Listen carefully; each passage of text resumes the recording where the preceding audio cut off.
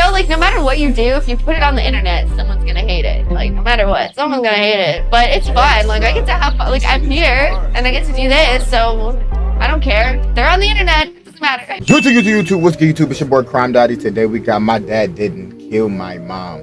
The case of Christine and Michael Morton. That shit sounds crazy. We have look like a little kid mowing the lawn with a fake lawnmower in the front yard with a creepy van in the back. I don't know what to expect with this case. On the road to 50,000. Go ahead and get into it. Hold on. I wonder why it looks a little weird. Okay, back to normal. Let's go. This 3-year-old boy is found walking alone in the street with a soiled diaper. His parents are known to be good people and would never let him out of their sight. Cops quickly discovered that his mom was brutally murdered. They think the husband did it after he left a note with a motive. He's sentenced to life in prison. The problem is, the husband is innocent. And worse yet, the cops know about it and have been hiding it for 25 years. What? No one could have imagined that the truth would finally come from the only person who saw the real killer.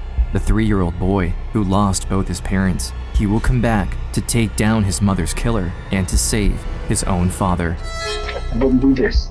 I'm sorry, what? I did not do this. North Austin, Texas, August 13th, 1986. Early that morning, a man finds a 3-year-old boy wandering alone outside the Morton residence at 911 4 Hazelhurst Drive. When the man walks the boy back inside, he calls out for his mother, Christine, but gets no answer. After searching through the house, the neighbor heads to the master bedroom and stumbles upon a horrific scene. When Sheriff Jim Boutwell from Williamson County is called to the location, he finds Christine's body hidden under a blanket, covered with a blue suitcase and a wicker basket. Upon removing the items, he sees Christine is no longer recognizable. She has been killed with a large, blunt object. After searching the rest of the house, he can see no signs They beat her head in with a vase? of forced entry, no sign that anything has been stolen. It's determined that Christine was not sexually assaulted, which has investigators puzzled, until they find a note left on the dresser. It's written by Christine's husband, Michael. Later that day, Michael leaves work to go pick up his son at the daycare, but finds little Eric was never brought in. He calls home to ask his wife what happened. To his surprise, it's Sheriff Boutwell who answers the phone. He says nothing to Michael about what happened and asks him to come home at once. When Sheriff Boutwell told me that Chris was dead, I asked if it was murder. He said yes. I asked to see her. I wanted, not proof, but, I... Oh, Christine. I'm like, nigga, who the fuck is Chris? Bro, I ain't gonna lie, nigga. Don't call her Chris. I instantly start thinking of a nigga. needed to see her. The sheriff refused. All the questions were adversarial, accusatory. It became clear to me that the sheriff showed up, looked around, and okay, husband did this. September 25th, not long after Christine's funeral, Michael is at home with his son when the doorbell rings. He takes Eric in his arms and goes to answer. When he opens the door, it's Sheriff Jim Boutwell with several deputies. They're here to arrest Michael. I don't remember the exact words, but I said something along the lines of, "What? You've got to be kidding. What?" I turned off some stuff in the kitchen. I grabbed Eric and I told him that I wanted to call a friend to come get him. And he said that wouldn't be necessary. One of the deputies grabs 3-year-old Eric and pulls him out of his father's arms, while Sheriff Boutwell handcuffs Michael. All the while, Eric is screaming for his father. If the 3-year-old supposedly know, why the fuck is he not saying nothing? His arms outstretched as he's being taken away. Before we continue, something disturbing happens when you Google your name. You start to find site after site claiming to know People think that after the murder, Michael. February 9th, 1987, less than 6 months after the murder, Michael Morton's trial begins. innocent people think that if you just tell the truth, you've got nothing to fear from the police. I never seriously thought that they would convict me. The prosecutor is District Attorney Ken Anderson, who is known for being aggressive, sarcastic, and smart. For him, Christine's murder trial is his biggest case yet. If he wins, it will propel his career, and he's ready to do anything to put Michael in prison, even breaking the rules. He begins his attack on Michael by focusing on the note found at the scene. It spoke of an argument the couple had the night before, about sex. Prosecutors say he beat his wife to death after she refused to have sex with him on his birthday. District Attorney Ken Anderson today focused his line of questioning on Morton's infrequent sexual relationship with his wife. Bro, they have a I don't know. Story Anderson sells to the jury is that Michael wasn't happy with Christine, and he wanted out of the marriage. And when she refused to have sex with him on his birthday, he killed Christine in a fit of rage. Nigga, if he wanted out of the marriage, why would he beat her with a vase? A Williamson County man took the witness stand today in his own murder trial. Morton broke down in tears today as District Attorney Ken Anderson showed him photos of his wife's body. When Michael takes the stand, the jury hears his side of the story, how Christine was alive when he left for work, where he clocked in at around 6 a.m. According to his testimony, Christine must have been killed after he'd left. He tells the court he wasn't angry when he left the note, that it was meant as a playful banter with his wife. But the jury no longer believes him. Hold on, wait, he actually wrote that note? What? I thought the niggas that actually did it like framed him. Hold on, wait, he actually wrote that. What did it say? What the fuck? Killed after he'd left. He tells the court he wasn't angry when he left the note. So basically he was saying he was like, so he really didn't get no coochie on his birthday, and he was mad about that. And they think that's the reason why. Damn. That it was meant as a playful banter with his wife. But the jury no longer believes him after Prosecutor Anderson brings his last witness to the stand. In other trial news, damaging testimony yesterday in the wife-beating murder trial of Michael Morton. The jury relied on the testimony of Travis County Medical Examiner Dr. Roberto Vallardo. Dr. Roberto I bet Vallardo. you the niggas that did it is like, what? There was one of y'all left the note? Nigga, like, no. I bet you they confused as shit. Nigga, he left. Like, that's insane. That's crazy coincidence, bro. Vallardo testifies under oath that after examining Christine's stomach contents, he estimates the time of death to be at around 1 a.m., 4 hours before Michael says he saw Christine alive when he left for work. The defense is devastated. With scientific proof against him, Michael's alibi falls apart, and the jury is now sure to see him as guilty. But what no one knows is that in reality, Dr. Bayardo was unable to determine the time of death accurately, but Ken Anderson still used him as an expert witness to give his damning testimony. February 17th, the trial comes to an end. During the closing arguments, prosecutor Ken Anderson puts the final nail in the coffin. He fabricates a claim that Michael sexually assaulted Christine after the fact, while having no proof her real killer did anything of the sort. But it no longer matters. No one will contradict him now. As he describes the scene to the jury, Anderson has tears coming from his eyes. The performance is effective. It doesn't take long for the jury to deliberate. Late this afternoon, a jury So found this nigga was over here crying and doing all this extra shit for something that wasn't even true. And they bought it. Morton guilty of murdering his wife last summer and then sentenced him to life in prison. After the sentencing, Anderson tells the media a life sentence is too good for Michael Morton, and that he should have been given the death penalty. It got sickening after a while to watch him cry at the wrong times, and he seemed only to cry for himself. Just totally without any remorse whatsoever for killing his wife. When they announced the time, the aggravated life, I was stunned. It literally knocked the wind out of me. My knees buckled, my butt hit the chair. Had that chair not been there, I'd have hit the floor. As he's escorted out of the courtroom in handcuffs, Michael continues to claim his innocence. This is my worst fear. Like, some shit like this happening to me. I know I ain't do it, but they just, I don't know, bro. That's crazy, bro. I don't know how this nigga doing it.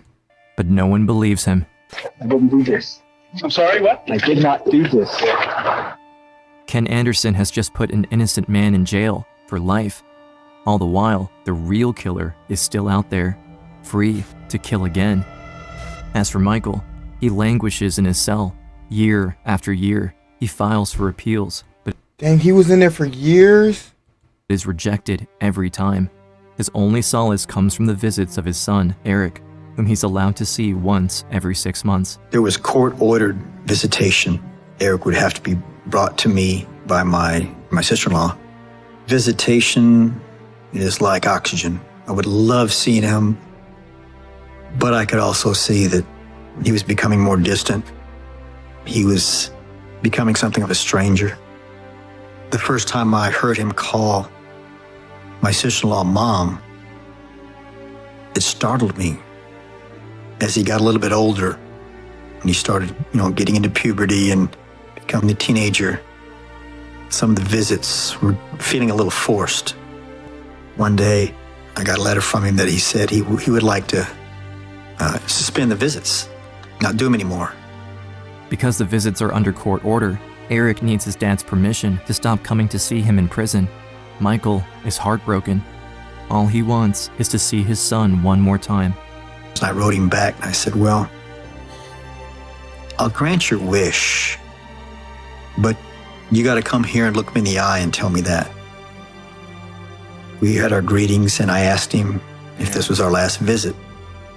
And he wouldn't look me in the eye, but he looked at the floor and told me that, yeah, this last one. And I just looked at my sister-in-law and said something like, take care of my son. And I walked out. District Attorney Ken Anderson has convinced Christine's family that Michael is guilty. So Eric, who is being raised by Christine's sister, has been brought up to believe his father killed his mom. Michael knows the only way he can... Bro, that's crazy. So this little nigga think that... But, hold on, I'm lost. Let's see how this unbuckles. Now I don't know how this gonna unbuckle. Never get him back is to find a way to prove his innocence in court, or he may never see him again. It's 2004.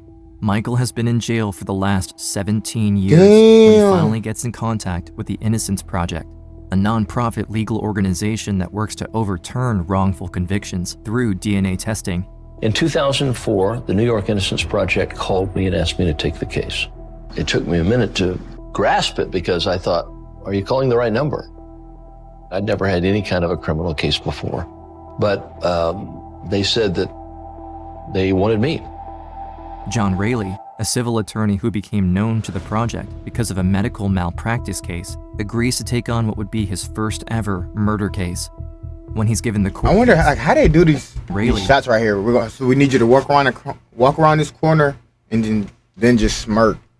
A civil We're going to follow behind you with a camera. Attorney who became known to the project because of a medical malpractice case agrees to take on what would be his first ever murder case. When he's given the court documents from Michael's trial, he immediately finds red flags.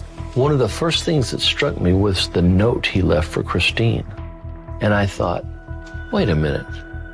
If I was going to murder my wife, the last thing I would do is leave a note calling attention to an argument with my wife. As he reads through the file, Raley is stunned to find no real evidence of guilt. No witness, no eyewitness of any violence. He had no record. Mr. Morton passed 2 lie detector tests at the time of his prosecution. He also finds key issues with the statements made by the medical examiner. According to the records, Roberto Bayardo didn't get access to Christine's body until a few days after her murder, which would make any assessment of the exact time of death impossible. He used an analysis of stomach contents solely as his means of timing death, which all of the medical literature says you can't do. It should never have come into evidence at all, and if that was the basis for the jury's finding, then there's nothing. So there's nothing really to convict the man at trial. Hey, something needs to happen to them people. He needs to get a lump sum. Like, I need, bro, 17 years, bro. I damn near need $1 billion, bro. I damn near need $1 billion. 17 years, nigga. I need to be a billionaire walking out of here. I ain't even gonna lie. That's too damn long.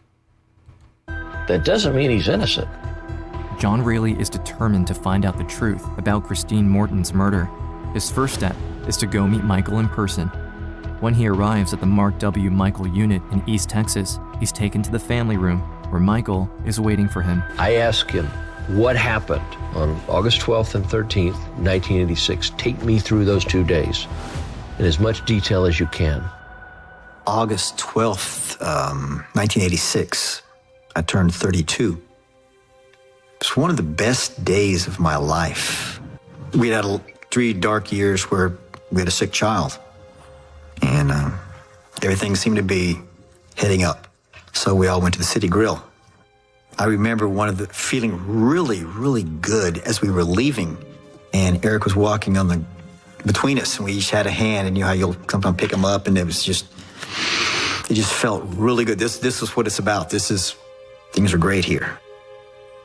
We got home, finally got Eric to bed, and if you're married and it's your birthday, she fell asleep. What? Baby. I left a little note on no big deal. This happened. And at 5 o'clock next morning, the alarm went off. Showered, shaved, dressed, and it's the last time I saw her live. I didn't really have the opportunity to grieve for her. Everything changed so rapidly away from her to me. Hey, this nigga was in there 17 years for something he did not do. I can't even fucking fathom that. Like, bro, 17 years it took y'all to figure that out? Chris had this amazing laugh. Like, y'all wasted this man's life, bro. This nigga lost his wife and son. She would throw her head back and laugh, and you couldn't help but laugh with her. It was just so genuine.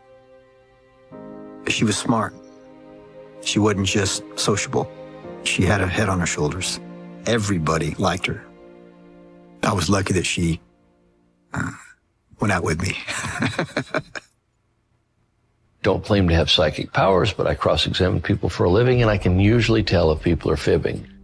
There was nothing about this man. It did not. Gotta follow, I'm not even live in this motherfucker. Speak from a place of integrity and honesty. They took his son out of his arms and handcuffed Michael, and Michael looks back and sees Eric reaching out and screaming, "Daddy, Daddy, Daddy." And this little boy that had just lost his mother now was losing his father. It affected me as a father because I thought about my children. I left amazingly moved by that, and I came home to my wife, Kelly, who I asked for advice on a lot of things. And I said, "Kelly, my God, he's innocent. We have to get him out." And she looked at me in the eye and she said, "Then do it." John Rayleigh doesn't waste any time and puts a team together. When they get their hands on the list of evidence still on the file, they learn about a blue bandana with blood on it, which never made it into the actual trial. According to the 1986 investigation of the murder, one of the deputies saw a dirty bandana near a construction site. Nigga, what? If I know, bro, I need to use every single piece of fucking evidence in that bitch, especially if I know for sure I ain't do it, nigga. About 100 yards from the house. There was no DNA testing available back then, so it was put in a bag and it was no DNA testing available is crazy. Stored and it was ignored. Naturally, we wanted to try to do DNA testing on the bandana. To prove Michael's innocence, Rayleigh is hoping the bandana will contain Christine's DNA, as well as her killer's. In order to do the analysis, his team needs to get their hands on the actual evidence. But when they show up at the sheriff's department, they are denied access. Now, why would they do that unless the bandana could be a problem for them? John files a motion which would force them to turn the evidence over. But by 2005, they still haven't heard back from the district attorney's office, so John decides to give him a call. John Bradley was the district attorney of Williamson County at the time we filed the motion for DNA testing. So I called up Mr. Bradley. While all this happened, this nigga sitting in jail, innocent man. Introduced myself. Well, I said, "Look, all we want to know is the truth, and nothing bad can come from seeking truth. Either Michael is where he's supposed to be, which is a good thing, or he's innocent, which means there may be a brutal murderer at large killing other people. Don't you want to find out?" And he said doing the test would muddy the waters. He said doing the test would muddy the waters. And I had no idea what he meant by that. It just so happens John Bradley's mentor is none other than Ken Anderson, the prosecutor in Michael's case. Anderson has since been appointed district judge and has made some powerful friends in Williamson County, but now he's become one of the most influential figures himself. If the DNA testing proves Michael is innocent, it would look terrible for Anderson. But more importantly, there's something in the prosecutor files that Anderson doesn't want anyone to see. John Bradley understands this, and he rejects Rayleigh's request.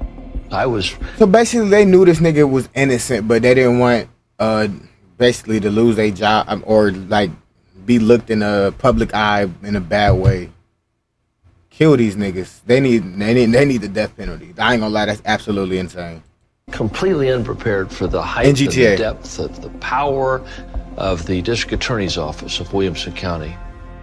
There was a strong political machine against us. Michael's life hangs in the balance, but Ken Anderson didn't just take away his freedom, he also took away his son. When my son turned 18, I got a letter that he was going to legally change his name and that he was going to be adopted by my sister-in-law and her husband, that I was going to officially and legally lose him.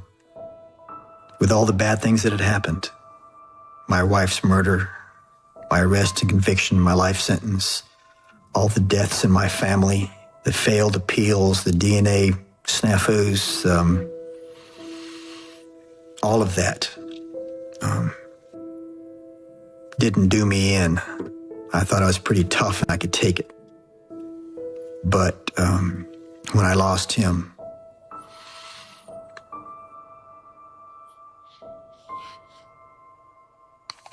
that's what broke me. Tough, man. March 7th, 2008. Over 3 years after he filed his motion, John Rayleigh has his first hearing in the case. 21 years in jail. Tells the judge about the bandana with blood on it, that it was never subjected to DNA testing. He also says the state has been blocking their efforts since day one. He hopes the judge will force them to hand over the evidence. But he has no idea that District Attorney John Bradley has already arranged for the judge to reject his request, and his battle was lost before it began.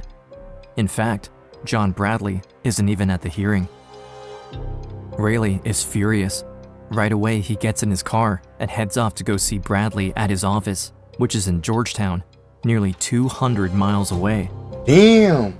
I was seriously concerned that day that he might actually have a stroke or something. It was that bad. I mean, his blood pressure was so elevated, and he was so angry, where it was like, this is going to kill my husband. When he arrives in Bradley's office, Rayleigh's blood is still boiling, and he does something completely out of character. Maybe it's because I had driven all the way from Houston to Georgetown, and maybe it's because I was tired, and maybe because it's frustrating. But I said loud enough that everybody in his office could hear, "What are you afraid of?" Let me turn it on you, Mr. Bradley, because that's what you said. What would you do if the test results exonerated him and identified someone else as the murderer of his wife? Because I can handle the truth. Can you, sir? And then I left. I've never told anybody this, and I don't know that I should now. There was a time in the middle of this that we were struggling financially. So you drove 200 miles for that?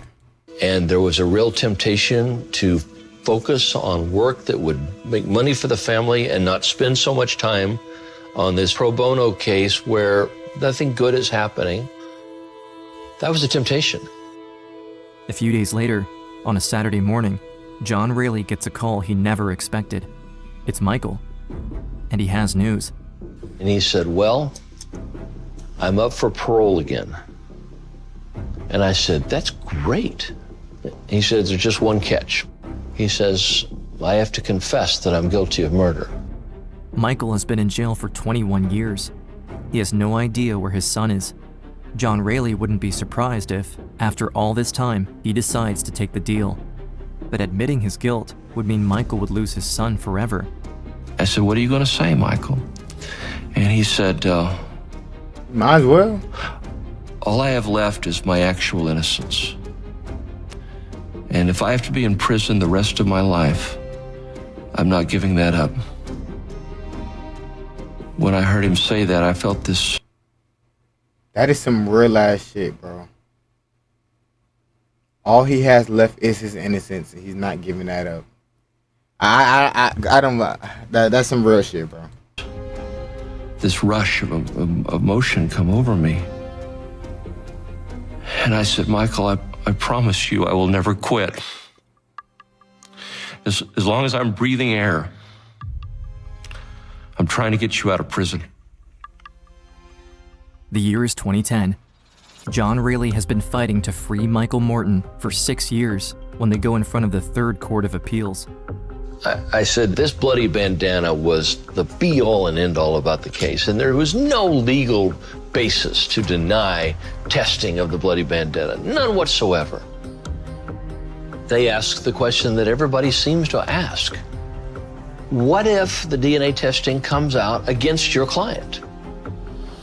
And I said, there's only one way to find out. While the court is deliberating, John Bradley takes to the media in an attempt to sabotage their efforts. Michael Morton was convicted of killing his wife and sentenced to life in prison. His attorneys say the case now boils down to testing a bloody bandana found behind the home where Christine Morton was beaten to death. If that critical piece of evidence contains blood from the crime scene, it could show someone else did it. But Williamson County DA John Bradley says that's a pipe dream. If I got a promise from Michael Morton that he would accept criminal responsibility for killing his wife, should the bandana exclude any other mystery killer, you know what? I would consider doing that. And I said, Judge, we're paying for this. All we want to know is the truth. The state has fought us every step of the way. We have fought too hard, and we've come too far to get to this moment and have it taken away. Finally, after fighting for 6 years, the Court of Appeals ruled that we could do DNA testing on the bloody bandana. It will take months before they get the Why didn't they results just back do from it? the What the test. fuck? During that time, John Raley's office sends a Freedom of Information Act request to gain access to Ken Anderson's files on the trial. They want to know, what else could John Bradley and Ken Anderson want to hide? But the truth is far more disturbing than Raley ever expected. When I was able to finally get my hands on the file, I saw that the evidence of Michael's innocence was in the district attorney's file and had been concealed. The investigation done in 1986 showed Michael should never have been the prime suspect. There was a footprint in the mud behind the home that no one had ever done a plaster cast of. There were strange fingerprints on the sliding glass door, but no one had ever run those prints. There was a sighting of a strange man in a large van in the days before the murder in the same area where the blue bandana was found, and the man was seen walking into the woods behind Christine and Michael's house. Why did they throw all that evidence away, and why was that not looked into? If some niggas need to lose their jobs, that nigga needs a lump sum, like damn near, and he need to be have hundreds of millions of dollars. Like he got a max contract in the NBA. Like this nigga did 21 years. Another piece of evidence that was concealed, and this is crucial and absolutely heartbreaking. This nigga missed LeBron James' career. He needs a fucking billion. Eric talked to his maternal grandmother, Christine's mother, on the day of This nigga don't know who LeBron is. Okay, Christine's funeral. Rita, Christine's mother, wrote verbatim what Eric told her. This was their conversation. Mommy's crying. She stop it. Go away. Why is she crying? 'Cause the monster's here. What's he doing? He hit Mommy. Is Mommy still crying? No. Hold on, wait, what? Eric told. Day of Christine's funeral. Talked to his maternal absolutely heartbreaking. Eric talked to his maternal grandmother, Christine's mother, on the day of Christine's funeral. Rita, Christine's mother, wrote verbatim what Eric told her. This was their conversation. Mommy's crying. She stop it. Go away. Why is she crying? 'Cause the monster's here. What's he doing? He hit Mommy. Is Mommy still crying? No. Mommy stop. The monster threw a blue suitcase on the bed. He's mad. Did the monster hurt Mommy? Yes. Mommy go to the hospital. Was he big? Yeah. Where did he leave? The door. Which door, Eric? Front door. Then, Eric's grandmother asked him the most crucial question. Where was Daddy, Eric? Was Daddy there? No, Mommy and Eric was there. Why didn't the grandma say nothing? Send the you know what? The grandma, I'm gonna give you a pass, but you damn near need to go to jail too. Well, she probably did try to. She probably did try to say some shit that Obviously, the police wanted this nigga in jail for whatever reason. This innocent man. This information was concealed for 25 years. It was withheld from the defense, from See? the court, and from the jury. Ken Anderson knew that Michael was innocent, but he still sent him to prison for life and let the monster who killed his wife go free to kill Nigga, again. bro, Christine's I ain't gonna mother, lie. Rita was This nigga right here needs the death penalty, bro. That's insane. He needs the death penalty and 100% needs to lose his job. monster who killed his wife go free to kill again. Christine's mother, Rita, was later told by detectives that the man 3-year-old Eric called the monster was probably his dad. He just didn't recognize him. As for Eric, he was so young when he witnessed his mother's murder that he no longer remembered. June 2011. Michael has been in jail for 25 years. It's been months since the evidence has been sent in for DNA testing, and still no news. There's a chance the bandana is a dead end, and they don't find what they're looking for. Still, Michael hopes. Until one day, he's called to the family room where John Rayleigh is waiting for him, with a smile on his face. The DNA testing showed that the bandana with blood on it did contain Christine's DNA, along with the DNA of a man that was not Michael. Then, the team ran the DNA results through the database to see if it matched one of the millions of profiles already in the system. For sure will. And they got a direct hit on a man with a known record of felonies in 3 states, including breaking and entering residences and assault with intent to murder. And his name is Mark Allen Norwood. Norwood had escaped detection for the last 25 years, and Rayleigh was convinced Christine was not his only victim. While searching through cold cases in Travis County, his team stumbled upon a victim whose murder looked a lot like Christine Morton's. The woman's name was Deborah Jan Baker, and she was killed a couple years after Christine, exactly the same way. They both had been killed by a large, blunt tool. Both had household objects piled over their bodies. Neither had been sexually assaulted. What's worse, both women lived within 10 miles of each other, and yet, investigators had never connected the 2 crimes. After looking up Norwood's address at the time of both murders, Rayleigh found out that his house was only 1 street corner away from Deborah's house. To confirm their theory, Rayleigh's team got access to the evidence in the Baker case, and after running DNA tests on a few hairs found at the crime scene, they were able to definitively identify Deborah Baker's killer as Mark Allen Norwood. I remember saying, oh wow, this is it. An innocent man in prison, a murderer out there. Mark, Dave Fugit. Hey. I'm the lead investigator on the Deborah Baker case. You know, Mark, it's been 23 years ago that Deborah Baker was killed. With the advances in technology, you know, it was inevitable. You know it as well as I do that we were going to come to this crossroad. I mean, if you want to play Detective, please stop. You did not know that shit because your people was ducking and hiding, bro. Them niggas had to fight for that. You know it as well as I do that we were going to come to this crossroad. I mean, if you want to place me under arrest. New at 6, Mark Allen Norwood, a violent criminal with a record going back 3 decades, arrested today in a murder that sent the wrong man to prison for 25 years. And we've just confirmed he's also a suspect in a second murder. When the truth finally comes out, that Michael Morton had been wrongfully convicted, District Judge Ken Anderson takes to the media in an attempt to salvage the situation. I want to formally apologize for the system's failure to Mr. Morton and to every other person who was adversely affected by this verdict. What he doesn't know is that Deborah Baker's daughter, Caitlin, is in the crowd. In my heart, I know there was no misconduct whatsoever. I believe that the prosecutors fully complied with all the orders of the court. He's not holding himself accountable. He's making a lot of excuses. Do you feel he's responsible for your mother's murder? In part. In part, absolutely. Why? How so? Well, he let Norwood go. He didn't get him when he should have. And my mother could be alive right now if he had. Ken Anderson not only put an innocent man in jail for 25 years, but he also allowed the real killer to take Deborah Baker's life. After Mark Allen Norwood is arrested, and evidence of Michael's innocence has come to light, Anderson becomes the subject of a special criminal inquiry for deliberately hiding evidence from the court. And after a long battle led by Michael's attorneys, John Rayleigh and the Innocence Project, Ken Anderson is disbarred, disrobed, and for the crime of misconduct resulting in wrongful conviction, will become the first prosecutor to ever be sent to jail.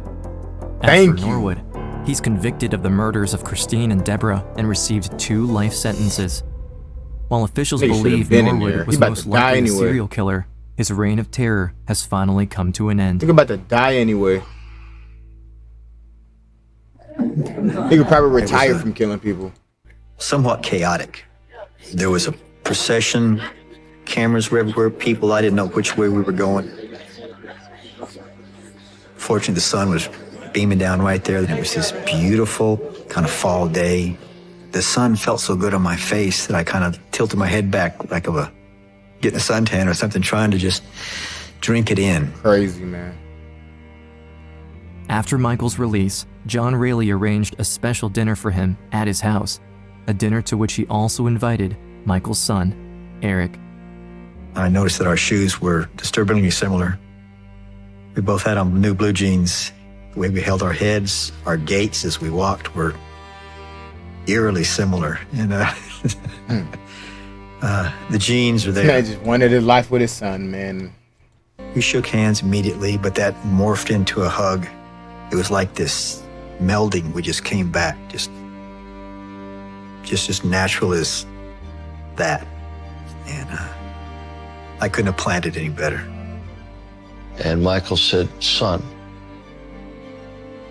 And Eric said, Dad. And I think just for a second, I got a glimpse of what heaven must be like.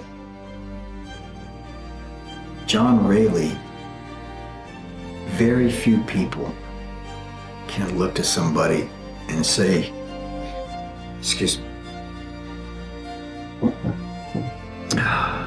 that you owe your life to them. I can say that about John. I can point to him and say, there's the guy, that's the guy who got me out. And he didn't know me from the man in the moon. When somebody does something like that for you, you're never the same. He's a good fucking dude, man. He's my friend. And he's my brother. Now, everything is different for me. The conundrums of life, the philosophical paradoxes, the metaphysical problems, I feel like I get it now. I understand suffering and unfairness. I can't think of anything better to receive than that. I'm good with this. This world, what's happened to me, where I'm going, what I'm doing. No matter what sort of travail. Bro, this man too much of a good guy for me, bro. Like, nigga, I'm like, bro, I need $100 million out of you, $100 million out of you. I need this nigga to get life. I damn near need this nigga. Like, bro, like, I don't know, bro. That shit's too crazy. Bro, did this nigga get a lump sum of money? Go through. He for sure did. Experience is what makes you who you are. I just want to know if he got the right amount. I wouldn't be where I am now if I hadn't been broken. Life is good now. That's tough, man. But they're not gonna say how much he got, but I know for sure he got something, bro. Hopefully they gave this nigga like $500 million, bro. 21 years is crazy. Let me know something down below on the road to 50,000, man. I'm out this bitch.